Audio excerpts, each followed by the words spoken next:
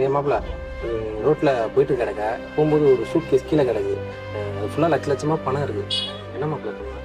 கிடந்துச்சுன்னா அப்படியே தூக்கிட்டு போய் போலீஸ் ஸ்டேஷனில் கொடுத்துருவேன். ஏன்டா?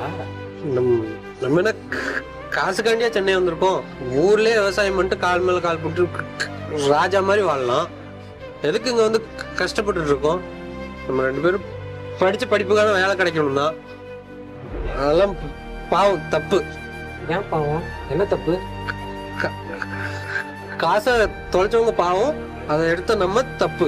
சரி மாப்பிள்ள, தெரியாம விளையாட்டுக்கு பேசுறேன். சொல்லு. நீ விளையாட்டு கூட இப்பெல்லாம் பேசாத. சாரி சாரி சாரி மாப்பிள்ள. வேலை இல்லைல்ல, அதான் லூஸ் மாதிரி யோசிக்க தோணும். அதெல்லாம் விடு, சீக்கிரம் ஒரு நல்ல வேலை கிடைக்கும். பாத்துக்கலாம் மச்சான். பார்த்துக்கணும்.